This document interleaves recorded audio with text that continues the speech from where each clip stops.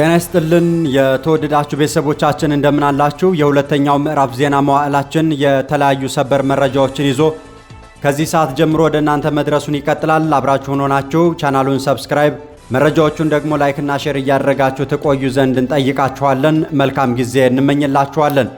ዋና ዋና ጉዳዮችን አስቀድመን ስንጀምር በወሎ ላስታ በፋኖና በመንግስት ኃይሎች መካከል በተደረገና የዜና እስከተጠናቀረበት ጊዜ ድረስ ተባብሶ በቀጠለው ውጊያ አራት ታላላቅ የመከላከያ ምሽጎች በፋኖ መሰበራቸው ተሰምቷል። በወሎ ላስታ በቡግና ወረዳ አይና ከተማና አካባቢው ላይ ባለው ትንቅንቅም የፋኖ ኃይሎች ከፍተኛ ድል አግኝተናል ያሉበትን መረጃ አድርሰውናል። ወደ እናንተ የምናሻግረው ይሆናል። የብልጽግናው አለቃ አብይ አህመድ የትግራይ ጊዜያዊ አስተዳደር ፕሬዝዳንት ለሆኑት ጀነራል ታደሰ ወረደ አስቸኳይ መልእክት መላካቸው ተሰምቷል። በህወሓትና በብልጽግና መንግስት መካከል ሰሞኑን ወታደራዊ ውጥረቱ የተባባሰ ሲሆን ጀነራል ጻድቃን ገብረትንሳኤን ባልተጻፈ ደብዳቤ በምክትል ኢታማዦር ሹም ማዕረግ ጦሩን እንዲመሩ ትዕዛዝ ያስተላለፈው ብልጽግና አሁን ደግሞ ለጀነራል ታደሰ ወረደ በሊቀመንበሩ በኩል ስልክ መደወሉ ተሰምቷል። ሙሉውን ወደ እናንተ የምናሻግረው ይሆናል። ከጸጥታ አካላት ባሻገር በብልጽግና ክንድ ስር የተጠለሉ የመዝናኛው ዓለም የኪነ ጥበብና የንግዱ ማህበረሰብ ሸሪኮች በማናለብኝነት የሚፈጽሟቸው ጥቃቶች ተባብሰው በየከተሞቹ የሚያደርሱት ውድመትና ሰብአዊ ቀውሶችም ተባብሰው እንደቀጠሉ ናቸው። አትሌት ፈይሳ ሌሊሳ ጠጥቶ በማሽከርከር ላይ ያለ ሞትና ከባድ የአካል ጉዳትን ያስከተለ የትራፊክ አደጋ ማድረሱ ከተሰማ በኋላ በተነሳው የተቃውሞ ሐሳብ የተለመደና ቀላል ነገርን አጀንዳ አታድርጉ ሲል በሰዎች አካልና ሕይወት ላይ ተሳልቋል። አትሌቱ ከፈጸመው ወንጀልና ግፍ ባሻገር አሁን በምን ሁኔታ ላይ እንዳለም በቆይታችን የምንነግራችሁ ይሆናል። ኢህአፓ በመንግስት ጸጥታ ኃይሎች ከአንድ ዓመት በፊት ከአዲስ አበባ ከተማ ተይዘው ወዳልታወቀ ቦታ የተወሰዱ ወጣቶች እስካሁን ያሉበት አድራሻና የደህንነት ሁኔታቸው በከፍተኛ ሁኔታ አሳስቦኛል ብሏል። በግፍና በገፍ ታፍሶ የተወሰዱትና አድራሻቸው የጠፉ ወጣቶች ብቻም ሳይሆን በማንነታቸውና በፖለቲካ አመለካከታቸው ግፍ ስለተፈጸመባቸው ወገኖችም አንስቷል። ዜና መዋዕላችን የሚዳስሰው ሌላኛው ጉዳያችን ነው። የተወደዳችሁ ቤተሰቦቻችን እነዚህን በመሪ ዜናው ላይ የነገርናችሁንና ሌሎችን የሚያካተትንበት ጥንቅራችን ከዚህ ሰዓት ጀምሮ ወደ እናንተ መድረሱን ይቀጥላል። መልካም ጊዜ እንመኝላችኋለን።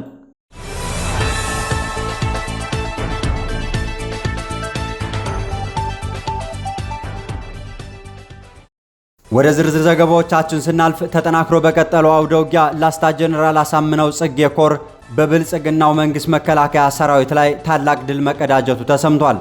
የአማራ ፋኖ ብሔራዊ ንቅናቄ አፋብን ምስራቅ አማራ ቀጠና ምኒልክ እዝ አካል የሆነው የላስታ ጀነራል አሳምነው ጽጌ ኮር ከሁሉም ክፍለ ጦሮች የተውጣጡና የኮሩን ነብሮ ኮማንዶና የዋክሹም ብርጌድን ጨምሮ በተሳተፉበት አውደ ውጊያ በብልጽግናው መንግስት መከላከያ ሰራዊት ላይ ታላቅ ድል ተቀዳጅተናል ብለዋል።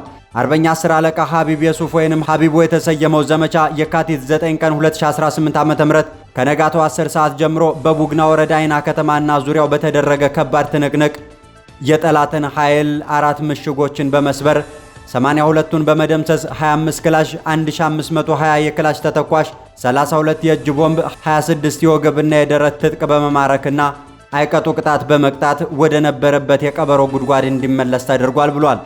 በተያያዘ መረጃ የኃይሉ ከበደ ክፍለ ጦር ፖለቲካ ዘርፍ ኃላፊ የሆነው አርበኛ ጌታቸው ወርቆ በደሃና መስመር ከጭላ ወደ አዚል አምቡላንስ ተጭኖ ሲንቀሳቀስ የነበረ የብልጽግናው ካድሬና ፖሊስ ከጭላ 17 ኪሎ ሜትር ርቀት ላይ ቅናባ ማርያም ላይ ደፈጣ በመያዝ የሰቆጣ ወረዳ 02 ቀበሌ ነዋሪ የሆነውን ኢንስፔክተር ወርቁ ባየንና ምርቱ ዓለሙ የሚባልን የሰቆጣ ዙሪያ ወረዳ 012 ቀበሌ የሚሰራ ፖሊስን እርምጃ እንዲወሰድባቸው ተደርጓል ብሏል።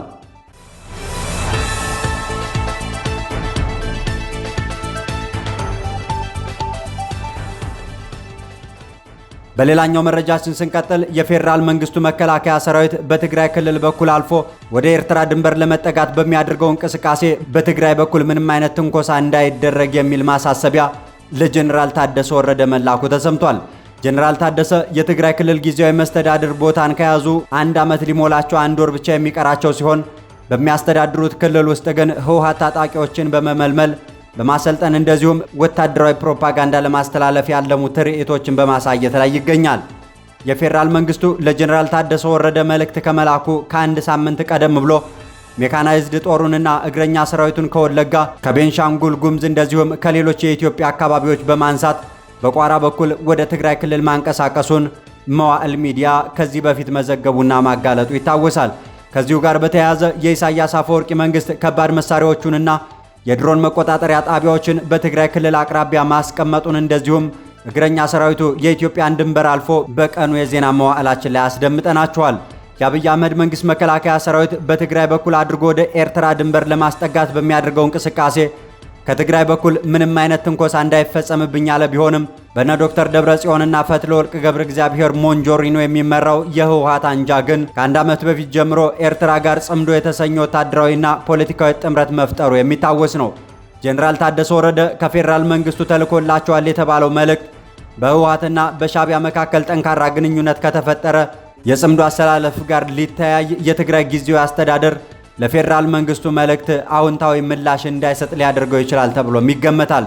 የፌዴራል መንግስቱ ለጄኔራል ታደሰ ወረደ የላከላቸው ደብዳቤ ሁለት አንድምታዎች ያሉት ሲሆን ሰራዊቴ ወደ ኤርትራ ድንበር በሚያደርገው ግስጋሴ የህወሓት ታጣቂዎች እንዳይነኩብኝ እኔም አልነካቸውም የሚል ማስጠንቀቂያ አዘል መልእክት አንደኛው ሲሆን ከዚህ ባሻገር የፌዴራል መንግስቱ መልእክት በቀጥታ የሚመለከተው በደብረ ጽዮን ገብረ ሚካኤል የሚመራው የህወሓት አንጃ ቢሆንም ከትግራይ በኩል ያሉ ጉዳዮችን በተመለከተ የሚኖረኝ መደበኛ ግንኙነት ከጊዜያዊ አስተዳደሩ ጋር ብቻ ነው የሚል ሌላ ተጨማሪ አንድምታም አለው።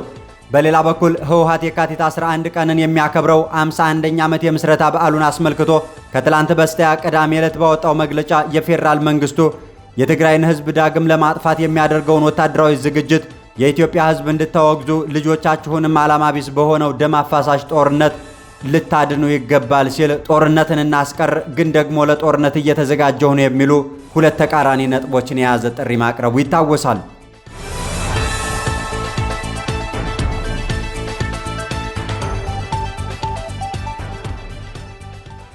በሌላኛው መረጃችን ስንቀጥል ኢህአፓ በመንግስት ጸጥታ ኃይሎች ከአንድ ዓመት በፊት ከአዲስ አበባ ከተማ ተይዘው የተወሰዱ ወጣቶች እስካሁን ያሉበት አድራሻና የደህንነት ሁኔታዎች አለመታወቁ ክፉኛ አሳስቦኛል ብሏል። መንግስት የወጣቶችን አድራሻና አጠቃላይ የደህንነት ሁኔታ በአስቸኳይ ለህዝብና ለቤተሰቦቻቸው እንዲያሳውቅ የጠየቀው ፓርቲው ወጣቶቹ የተጠረጠሩበት ጉዳይ ካለ ጉዳያቸው በአስቸኳይ ተጣርቶ ወደ መደበኛ የፍትህ ተቋም እንዲቀርቡ ይደረግ ሲልም ዛሬ ባወጣው መግለጫ ላይ ጠይቋል።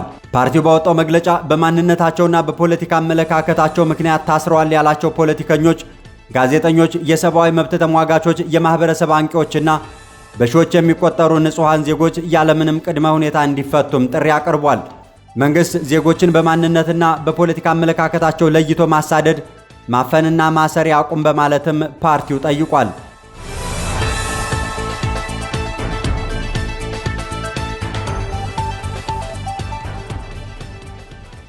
በሌላኛው የቆይታችን አካልና የሰማዕት መዘክራችን ስንቀጥል ጀግናው በተሰለፈበት ግንባር ታላቅ ጀብዱን ፈጽሞ መስዋዕቱ ተሰምቷል። 30 ዓመታትን ብቻ በህይወት የቆየ ቢሆንም ለህዝብ መታመንን፣ ለቤተሰብ ክብርና ፍቅር መስጠትን፣ ለክብር መውደቅንና የዓላማ ጽናትን ተላብሶ የተጓዘባቸው እነዚህ ዓመታት ግን የጀግናውን የህይወት ዘመን ከኖረባቸው የበለጠ እንዲገዝፉ ያደርጉታል።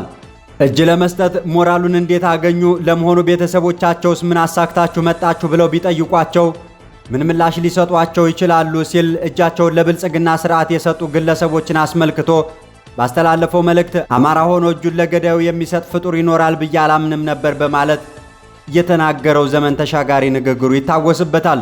ከጎንደር ከተማ እስከ አርማጭሆ፣ መተማ፣ ገንዳ ውሃ፣ መሸሃ፣ ላስታ፣ ሽመለ ጋራ በረሃዎች እንደዚሁም ካዘዞ አየር ማረፊያ ጀምሮ ደንቢያ፣ ጣቆሳ፣ አለፋ፣ ቋራ፣ ገለጎ፣ ሻሽዬና በዙሪያው ያሉ በረሃማ ቦታዎችን በጌምድር ክፍለ ጦር በብልጽግና ሰራዊት ላይ ድል የተቀዳጀባቸው የውጊያ ግንባሮቹ ናቸው። በእነዚህ ውጊያዎች ሁሉ አርበኛ ታድሎ ወርቄ አባ ታጠቅ ጦሩን በብቃት እየመራ ታግሏል፣ አታግሎበታልም። በጌምድር ክፍለ ጦር ነገ በበርካታ ግንባሮች ታግሎ ድል ሲያደርግ ግን ይህ ጀግና፣ ይህ የእምነትና የእውነት ሰው፣ ይህ የ30 ዓመት ብላቴናና የሶስት ልጆች አባት የነበረው አመለ መልካም ትግለ ግዙፉ ጀግና አብሯቸው አይሆንም። የጀግናው ፍጻሜም ትናንትና ሆኗል። የአማራ ሕዝብ የትግል ምልክት የሆነው የአማራ ፋኖ ብሔራዊ ንቅናቄ ጎንደር ጠቅላይ ግዛት እዝ ዋና አዛዥ ራስ ደረጀ በላይ አባ ታጠቅ ብሎ የሚጠራው ይህ ጀግናም በትላንትናው ዕለት በተደረገው ውጊያ ለትግል እንደታመነ በዛው በትግል ሜዳና ግንባር ላይ ነፍሱን ለአማራ ሕዝብ አሳልፎ ሰጥቷል። መዋዕል ሚዲያም ለጀግናው ረፍትን ለመላ ቤተሰብና የትግል ጓዶቹ ሁሉ መጽናናትን ይመኛል። የተወደዳችሁ ቤተሰቦቻችን ለሰዓቱ ጥንቅራችን ያዘላችሁ መረጃዎች ባደመጣችኋቸው መልኩ ተጠናቀቁ። ስለ አብሮነት ቆይታችሁ እናመሰግናለን። መልካም ጊዜ እንመኝላችኋለን።